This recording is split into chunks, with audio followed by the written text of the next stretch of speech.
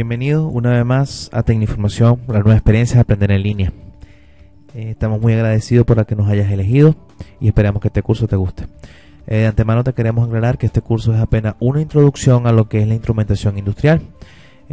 Para poder profundizar más en el tema, te invitamos a visitarnos en www.tecninformacion.com e inscribirte en el curso avanzado. Este curso lo que busca nada más es que veas más o menos cómo la modalidad de trabajo. El mismo no posee tutor ni evaluaciones y nos genera certificado al finalizar el mismo. ¿Okay? Esperamos te guste. Ok, empezaremos por analizar la estructura de un sistema neumático. El mismo se compone de 5 niveles básicos. El primer nivel, como lo puedes observar aquí, es el de suministro de energía, el cual se encarga de la generación, adecuación y correcta distribución de la energía a través de nuestro proceso. Los mismos se componen de compresores, acumuladores, reguladores, entre otros. Los mismos serán explicados brevemente en este curso demo. El segundo son los sensores. Son los que se encargan de captar la señal del proceso para que se genere una acción directa de nuestros actuadores.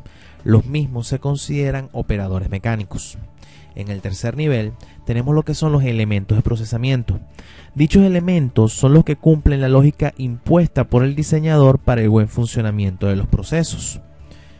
En el cuarto nivel tenemos lo que son los elementos de mandos, los cuales son los elementos que, valgan la redundancia, mandan o regulan la puesta en marcha, el paro y la dirección, así como la presión o el caudal del fluido enviado por el compresor o almacenado en un depósito. Por último, pero no menos importante, tenemos el quinto nivel, que está compuesto por los actuadores, los cuales son los mecanismos que convierten la energía del aire comprimido en trabajo mecánico.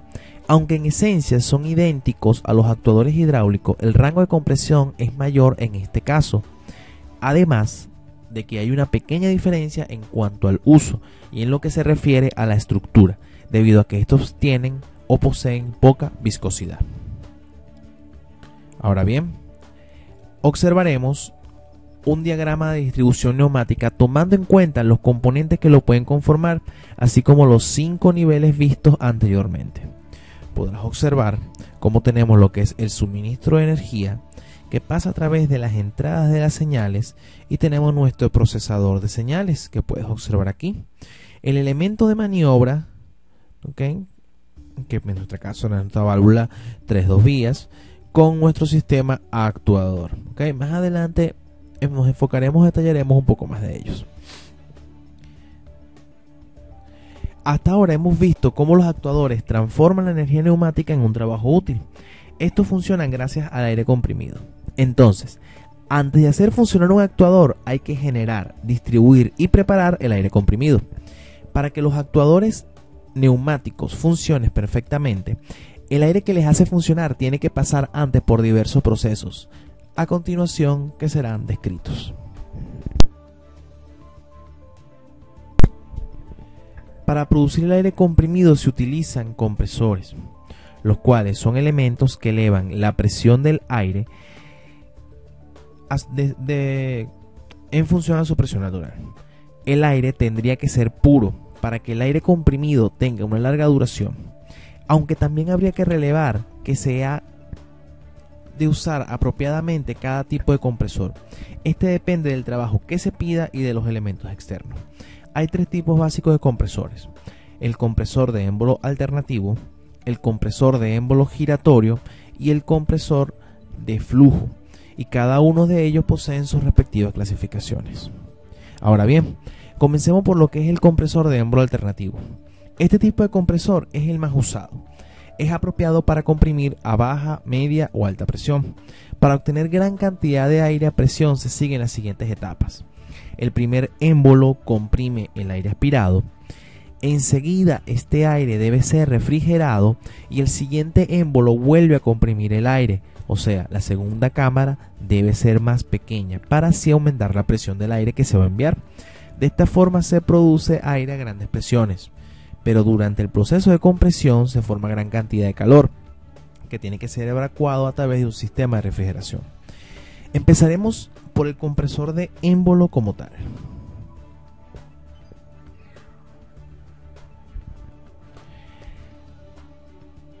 El compresor de émbolo como tal consiste en un émbolo que está animado de un movimiento rotatorio. El aire es comprimido por la continua reducción del volumen en un recinto hermético. Ahora veamos lo que es el compresor de membrana. Es aquel que, como dice su nombre, posee una membrana que separa el émbolo de la cámara de trabajo. Esto supone que el aire no va a alcanzar las piezas, haciendo que el aire no tenga que llevar aceite. Aclaramos, el aceite sirve para limpiar las piezas metálicas por donde pasa el aire. Por esta razón se usa mucho en las industrias farmacéuticas, químicas y alimenticias. Ahora bien, veamos lo que son los compresores de paletas. De por sí, un compresor de paleta posee un rotor que gira en el interior de un cilindro con una entrada y una salida. El rotor está provisto de aletas que se deslizan en el interior y forman las cámaras con la pared del cilindro. Debido a la forma del cilindro, el volumen del aire en las cámaras varía constantemente. Este compresor posee varias ventajas. La primera, dimensiones reducidas, funcionamiento silencioso y un caudal uniforme. Veamos un diagrama real de este modelo.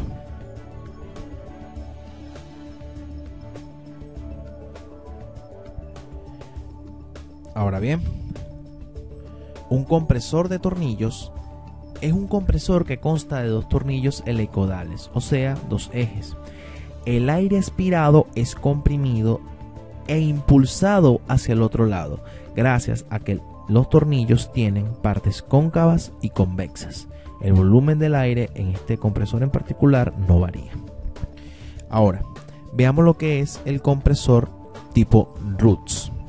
Es un tipo de compresor no muy usado, ya que se podría tratar de una máquina solamente de funcionamiento para el paso del aire, ya que los dos álabes que están sujetos a los rotores producen una presión muy baja y además la crea muy despacio. El uso particular de los compresores Roots se puede ver más que todo en las plantas de tratamiento, que es el ejemplo más común de aplicación de los mismos. En las plantas de tratamiento no se necesita tanta presión de aire sino CFM, ya que los mismos funcionan como sopladores de aire. Sopladores que alimentan o dan el recorrido de oxígeno a través de la planta de tratamiento para que no mueran las bacterias y se dé la propia oxidación de las mismas. Ahora veamos lo que es un compresor tipo axial. El flujo tiene una aceleración en sentido axial de las paletas. Las paletas al girar causan que el aire se comprima mucho más. Un compresor radial es donde el flujo tiene una aceleración progresiva de cámara a cámara en sentido radial hacia afuera. Las tres etapas que componen el paso de aire a través de un compresor radial son las siguientes. En la primera el aire entra, en la segunda el aire regresa al eje y luego acelera hacia afuera. Esto se repite en varias ocasiones. En la tercera y última el aire sale. Ahora bien, veamos qué es lo que es un acumulador. Un acumulador sirve para estabilizar el suministro de aire comprimido. Cuando el aire se va gastando, la presión se compensa. Como el acumulador es muy grande, entonces el aire se refrigera por sí solo. El aire depende de por sí para su recorrido del tamaño de un acumulador. El tamaño de un acumulador de aire comprimido puede variar mucho. Depende generalmente de la cantidad de aire que se quiera consumir.